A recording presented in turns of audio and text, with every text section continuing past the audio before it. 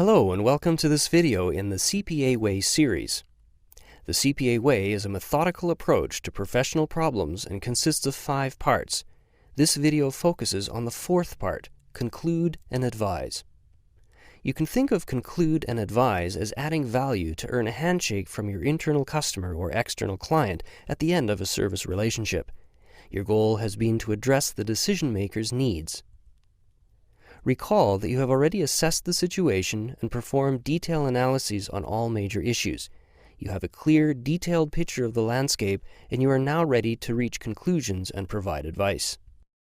The process of concluding and providing advice progresses across 3 stages: interpreting individual quantitative or qualitative results, establishing and using decision criteria to reach overall conclusions, and providing further advice for implementation. Let's look more closely at each stage. The first stage involves focusing on the results of an individual quantitative and/or qualitative analysis. You begin by reviewing results from your detailed analysis. For example, you might have performed a net present value analysis to help managers decide whether to invest in a project. You then choose an appropriate guideline and apply the guideline correctly to your analysis results. In general, we assume that decision makers want to maximize the present value of expected future cash flows. Accordingly, a positive NPV supports a decision to invest in the project. If 2 positive NPV projects are proposed, then they might be ranked based on size of NPV or based on NPV relative to initial investment. Do not stop your interpretation with only a general conclusion. You should also look for implications and additional insights. For example, does the company already have a financing plan, or does a financing plan need to be developed? Bringing to light these types of implications raises the quality of your advice to a higher, more professional level. When you are finished interpreting results from a single quantitative or qualitative analysis technique, you have a possible path through the landscape toward a conclusion. But different analyses often create different paths, which might point in different directions. For example, the NPV analysis might point to one investment, while a strategic fit analysis might point to a different investment.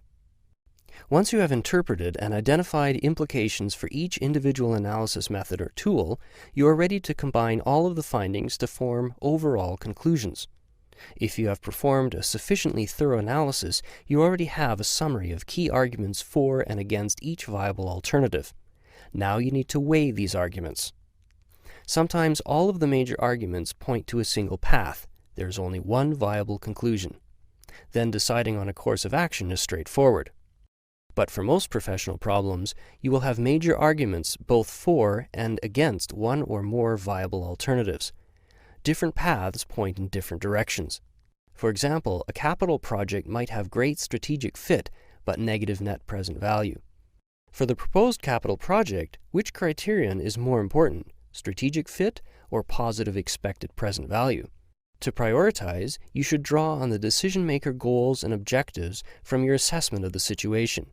If the company's policy is to reject all negative NPV projects, then that is probably the more important criterion and the project should be rejected. But in some situations, strategic fit might be more important, especially if the NPV analysis did not take into account positive synergies of the proposed project with other positive NPV projects. CPAs often need to balance or make trade-offs among competing decision criteria. Regardless of the decision-maker goals and objectives, CPAs also need to consider their own values before providing recommendations. For example, the CPA has a responsibility to act in accordance with the rules of professional conduct and to enhance the profession's reputation. You need to consider whether the decision-maker's goals and objectives conflict with your own values, and place your own values at the highest priority. It is not enough to provide a conclusion. You need to work with decision-makers as a team to help them reach the top of the mountain. In Stage 3, you go further by developing implementation advice. This is where you add even greater value. It increases the likelihood that your internal customers or external clients will actually reach their goal. Decision makers are likely to need advice about the limitations of your recommendations. The issues they need to consider further, including risks or change management, the best implementation sequence, specific actions, plans, and timelines, team assignments, and any resources they will need for implementation. For example, successful development of a new facility requires considerable planning. Or perhaps sensitivity analysis revealed that project profitability is highly dependent on one or two key assumptions. You should bring this sensitivity to the attention of decision makers and offer advice for addressing the risk. Recall that the CPA mindset is like a professional hat consisting of the attitudes and behaviors, especially the ethics, of the CPA. How should the CPA mindset influence your work while concluding and advising?